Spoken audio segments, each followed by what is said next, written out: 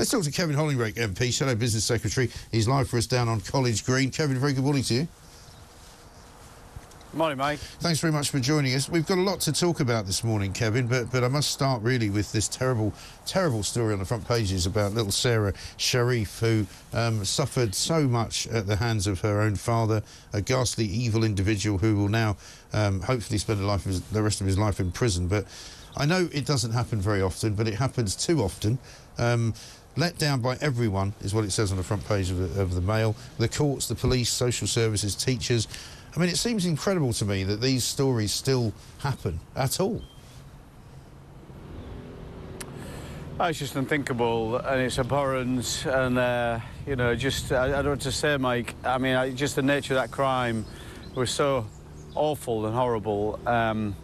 And I'm sure, as you said earlier, the courts, the social services will be looking very long and hard at how they've dealt with this over the years, and so many opportunities to stop this crime, this horrible abuse of this child. All failures right across the system, and you know, I get that social services want to keep children with their parents. Of course, that's the right place for them to be, but where they're suffering this kind of abuse, and it's clear that they are suffering this kind of abuse, that can't have been the right thing to do. So we've got to make sure the system operates more effectively in the future. Yeah, absolutely right. And I wonder whether at least sometimes in these cases you can blame someone, because there seems to be a lack of a blame culture in this country now, that people, you know, ministers don't resign when they should, you know, police chiefs don't resign when they should, and in this case, surely there has to be somebody that takes the responsibility for it all going wrong. Well, I totally agree with that. You know, as you know, Mike, I was very heavily involved in the post office in terms of compensating those victims. But the other thing we needed to do, and I said clearly time and time again, is people need to be prosecuted, need to go to jail for what's happened. It cannot just be the case of lessons learned. It must be a case of somebody's held to account in these circumstances. I don't think I can speak specifically to this case in terms of who has failed, but I think it is wrong that we simply say, OK, we'll learn the lessons and move on. No, somebody's got to hold their hand up and say, yes, I failed. Exactly right.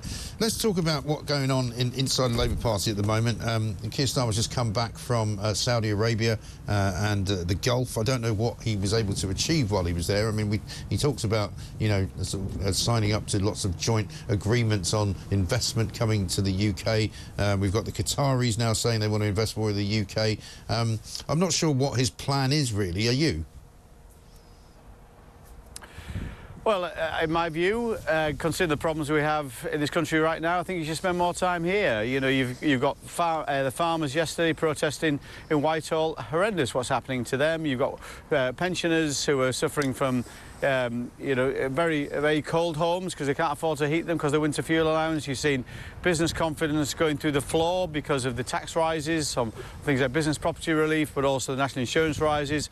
There are so many problems here right now that he needs to try be here and fix those problems, listen to the concerns, the very valid concerns, particularly around businesses, who are the engine room of our economy, who are saying right now they are cutting hiring, they're cutting investment because of the budget, Rachel Reeves' budget, which has decimated business confidence in this country. The whole system runs on confidence, and we need to fix these problems before we start tripping around the world and trying to grandstand at various different things internationally. We have so many domestic problems that we need to solve, and I'd wish he'd spend more time listening to people and then fixing those problems. Yeah, well, instead they're telling us what they're going to be doing, including sort of papering over or bulldozing over the home counties. I mean, this smells to me, story in the Daily Telegraph today, of more kind of Labour politics of envy, doesn't it? Because I think they all assume that everyone who lives in the home counties has got, you know, a great big house, a big garden, a Range Rover, send their kids to private school, you know, walk around in Barbers and